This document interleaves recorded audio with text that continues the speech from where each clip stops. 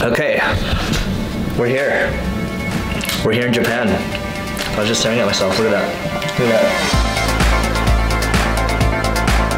So we are here at the Prince Gallery Hotel. I had a 12 a.m. flight. The plane that I got on was a BB-8. Literally, it was an 8 a.m. plane, basically wrapped in a Star Wars BB-8. Well, wrapped. So basically, we flew over in a droid. So I want to show you this hotel because I think this is one of the best hotels I've been in, you know, this year so far. So let's do a quick tour really quick. So here's the shower. Right, look, it's see-through, right? Everyone likes see-through. If you get emo, you can also sit in a chair over there. And then you can also get in the tub too. And then this is my favorite. Oh, look at that. Look at that, see?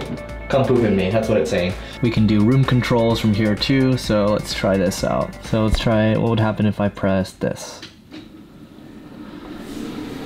Oh, lo and behold, look at this. Look at this tea set over here.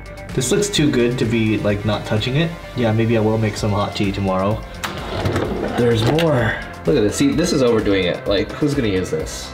Well, that's a nice shot. Look at that. So, yeah, I'm excited. I'm gonna go out and explore.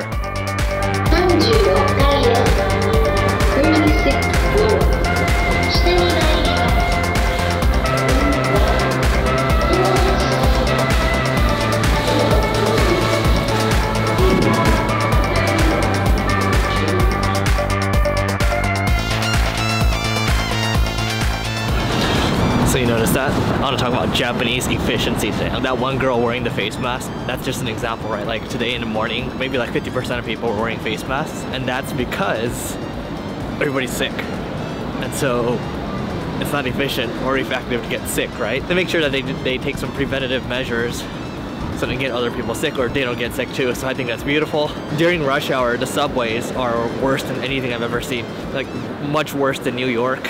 It's just funny how people squeeze in. Anyway, I'll get some examples of it, but I just love so far how efficient this city is. It's good for me. I love it.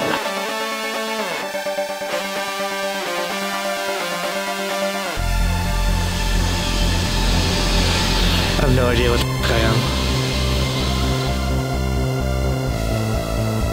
Let me give you another example of efficiency. It's a smoking area. That's how efficient they are. Instead of people throwing cigarettes everywhere. But you don't see a lot of trash on the ground. See the cop behind me? The traffic guy? It's efficiency. I have no idea where I am, but this looks nice.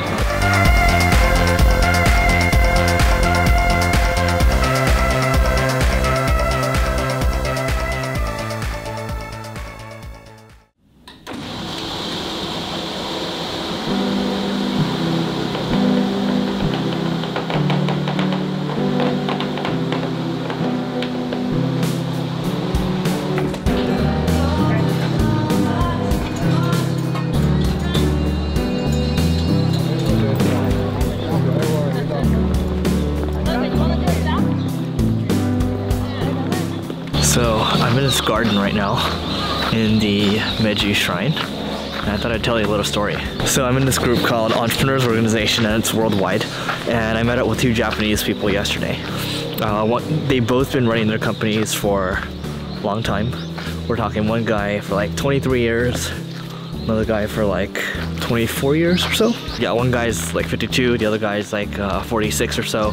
One guy's company, he's got 400 employees, company is public.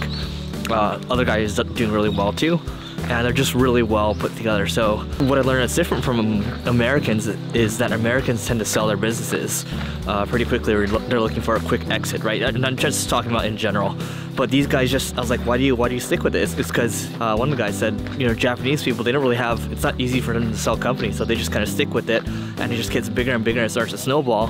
And what I also learned is like the older they get, the less sleep they get. You know, we're talking like 4 hours.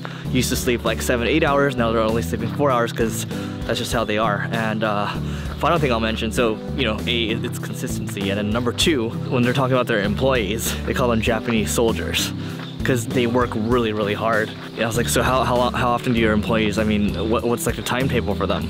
And they work from 7 a.m. to 10 p.m., right? And he says, like, you know, the ones that are up for promotion, if they can't hang afterwards, like they'll work and they'll go drink afterwards. If they can't hang, they're not gonna be up for the promotion, right?